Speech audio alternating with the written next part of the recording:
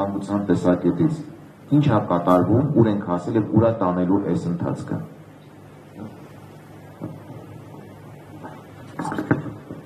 Շնորհակալություն, մինչ իրավական անվտանգությանն ասելը, փորձենք հասկանալ, հա, ընդհանրապես երբ խոսում ենք անվտանգային սպառնալիքների մասին, ապա որտեղից պետք է ակնկալել այդ սպառնալիքները։ Այս առումով գոյություն ունի արտաքին անվտանգություն եւ ներքին անվտանգություն եւ յուրաքանչյուր անվտանգության այս յուրաքանչյուր ոլորտը ունի իր առանձին ասպեկտները։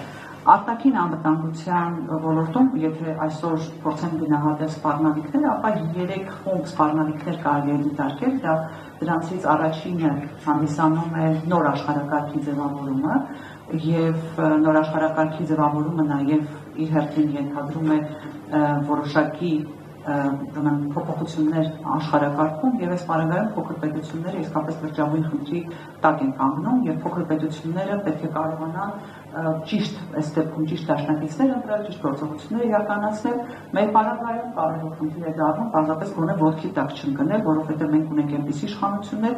որոնք շատ մեծ հաջողությամբ կարող են երկիրը հասցնել այն վիճակի, որ այս աշխարհակաղակական իրավիճակում ընկնենք խոշոր պետությունների ոտքի տակ։ Երկրորդ ասպեկտը դա հիբրիդային պատերազմն է, ընդ որում ոչ այն տեսքով, ինչ ներկայացնում են այսօրվա իշխանությունները, այդ մասին մենք քննարկում ունեցել ենք եւ լուրջ քննարկել ենք, թե իրականում ինչպիսի հիբրիդային սպառնալիքներ կան Հայաստանի անվտանգությանը եւ նաեւ ֆիքսել, որ այդ հիբրիդային սպառնալիքների ծնող աղբյուրներից մեկը այսօրվա իշխանություններն են հանդիսանում։ Երրորդ ասպեկտը իհարկե արտաքին անվտանգության ոլորտում դա ռազմատեխնոլոգիական ասպեկտն է եւ ես կարծում եմ գործընկերները դրան լրացուցիչ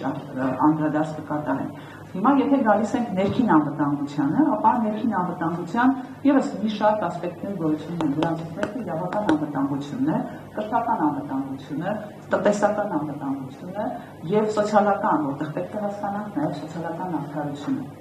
Եթե փորձենք հերթով գնահատականներ տալ դրանց եւ ապա փորձենք քննարկել իրավական անվտանգություն, ապա խոսելով սոցիալական անվտանգության մասին, այսպիսի սոցիալական անարդարության մթնոլորտ, որ արկա է Հայաստանում, երևի թե մենք շատ երկար ժամանակ կամ շատ վաղուց չենք տեսել, գիտենք, որ սոցիալական անարդարությունը ժողովրդի մոտ տարբեր ժամանակահատվածներում լուրջ դժգոհություններ է առաջացրել,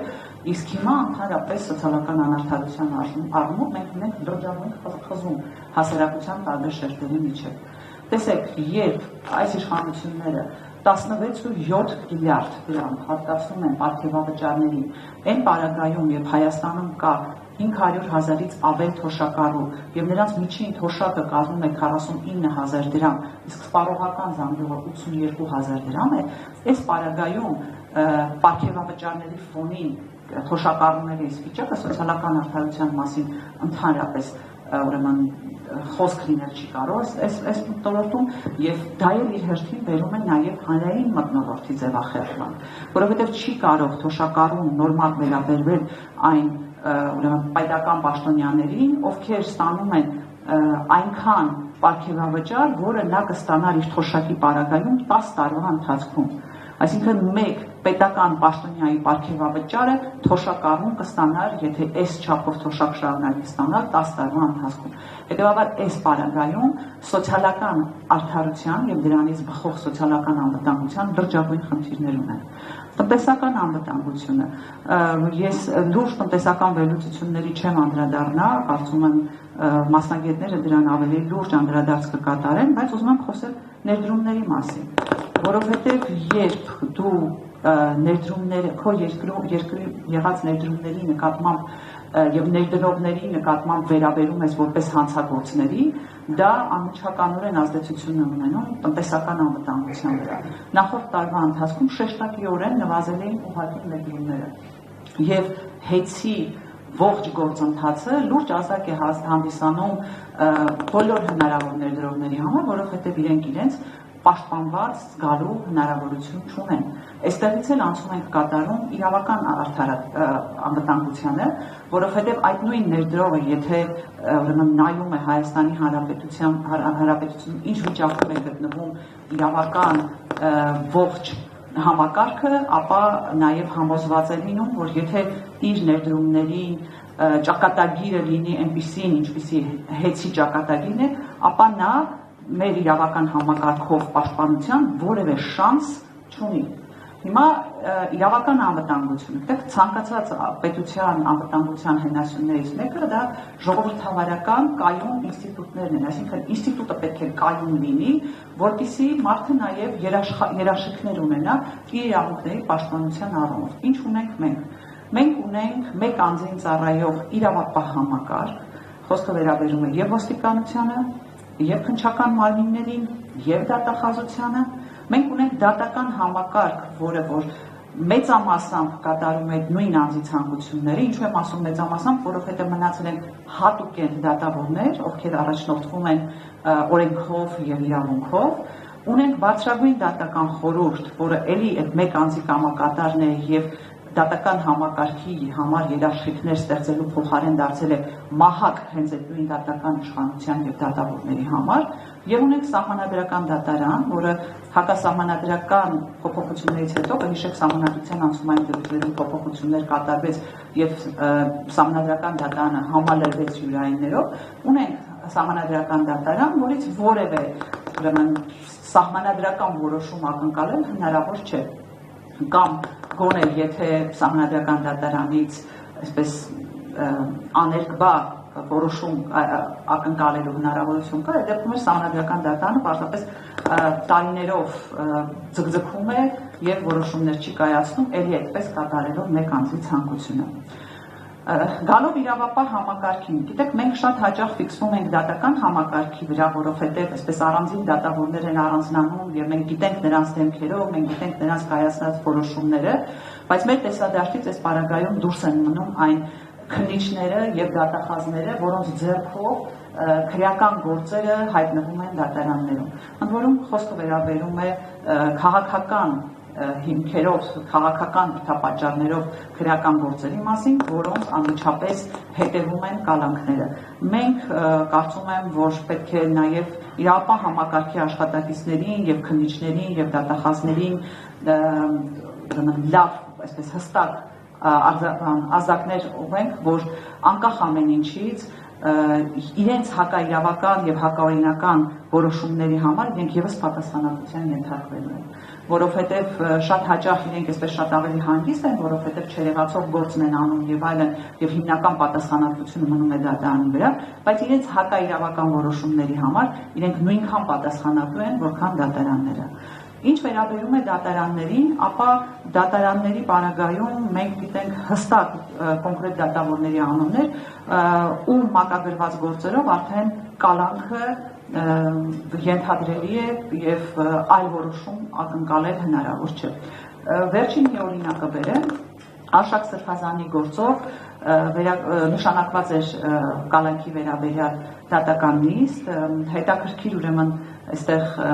մախինացիաների արդյունքում, որովհետև հերթապահ դատարանը Շենգավիթի դատարանն էր, մեկ էլ պարզվում է, որ հերթապահությունների ցուցակը ընդհանրապես հանվել է եւ Արշակ Սրբազանի գործը մակագրվում է Ավանի դատարան։ Այստեղ մակագրվում է մի դատավորի, որը որ հանրությանը հայտնի չէ որպես կալանք դակող դատավոր, նիստի օր ժամ նշանակված է, հետո այդ դատավորի մոտից զանգահարում են, ասում են, որ նիստը չի կայանալու։ Ինչու, որովհետև պետք է ենթադրել, որ գործը մակագրվել է Մասիս Մերքոնյանին, որպեսզի հերթական անգամ կալանքի ժամկետը երկարացվի։ Այսինքն խնդիրը նաև կայանում է նրանում, որ նույնիսկ ջանքեր չեն գործադրում ձևացնելու, որ Հայաստանի Հանրապետությունում դատական համակարգը անկախ է մեկ մարդու կամքից։ Այսինքն այնքան ակնհայտ ապօրինություններ եւ այնքան ակնհայտ խախտումներ են անում, որի արդյունքում նույնիսկ այսպես ակնկալել, որ կլինի որևէ օրինական որոշում, միամտություն է հանդիսանում։ Այսօր մեր քրեակատարողական հիմնարկներում փաստորեն գտնվում են 4 բարձրաստիճան հոգևորականներ, քաղաքական գործիչներ, հանրային գործիչներ, մարդիկ այնտեղ հայտնվում են իրենց արտահայտությունների համար, որը քրեական հետևանք չպետք է առաջացնի, եւ սա ըստ էության խոսում է այդ իրավական խախտված անվտանգության մասին։ Ուզում եմ կարճ անդրադառնալ նաև բարձրագույն դատական խորհրդին, բարձրագույն դատական խորհուրդը ըստ էության ձևավորվել է այս իշխանությունների կողմից եւ ուրեմն եթե պետք է դատավորները իրենց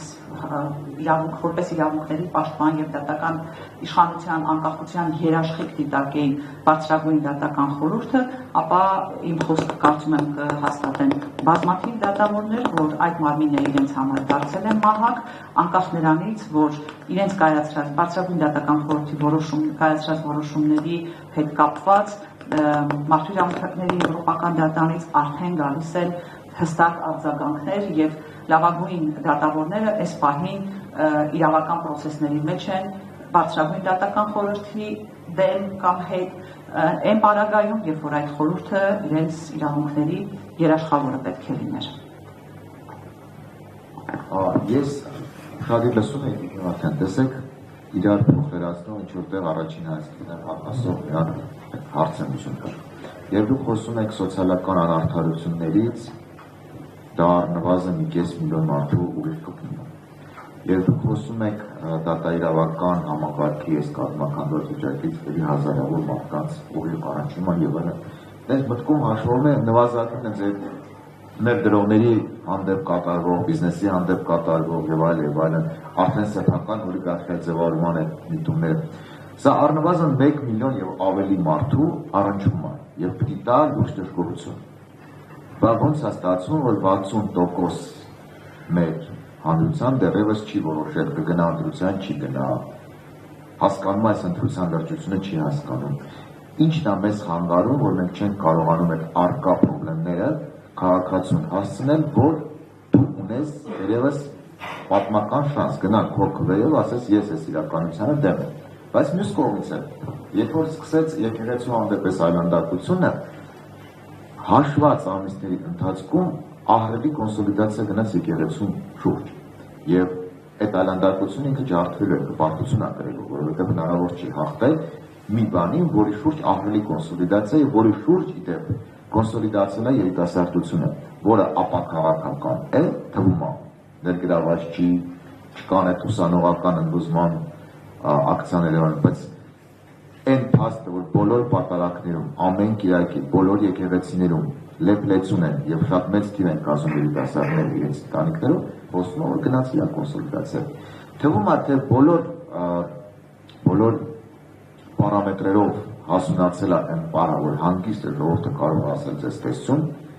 պետք է դա նոր իշխանություն, նոր սոլիդ իշխանություն եւ շատ բաներ փոխի։ Ըստ իս առաջին հերթին փոխի ներքին համակերպության կանոնները երկրում, որովհետեւ այս այլանդակ մտնոլորտում պետությունները միշտ կգնան ողբերգության, սա պետք է կանգնեցնել։ Բայց մյուս կողմից չենք տեսնում այդ էլեկտորալ ակտիվությունը։ Ինչ է պետք անել, որ այս մեր թվարկածները, որ բոլորը գիտեն իդեպ, ցանկացած քաղաքացի իրան վերաբերող հատվածում գիտի, ոնց անենք, որ դա դառնա էլեկտորալ դիրքորոշում։ Պարոն Հովհաննիսյան շատ ճիշտ դիտարկում եք անում, ըստ էության մենք հակասությունների փուլում ենք գտնվում։ Մի կողմից եւ սոցիալական եւ իրավական անարդարությունները առնչվում են միլիոնից ավել մարդկանց, մյուս կողմից դժգոհությունը չի գեներացվում ակտիվ պայքարի այդ իրավունքների վերականգնման համար։ Եթե ես իմ անձնական կարծիքը ասեմ հենվելով տարբեր քաղաքացիների հետ զրույցներից, ըստ էության իրենք սպասում են առաջիկա ընտրություններին։ Գիտեք, մենք միշտ ակնկալում ենք, որ այսպիսի դժգոհությունները կարող են ինչ-որ մի պահի պայքեր եւ ժողովրդական լուրջ այսպես ցասման վերածվել, բայց քանի որ արժևում ընտրություններն են, հասարակության մի զգալի հատվածը սպասում է ընտրություններին եւ մի մասը արդեն կողմնորոշված թե ինչպես պետք է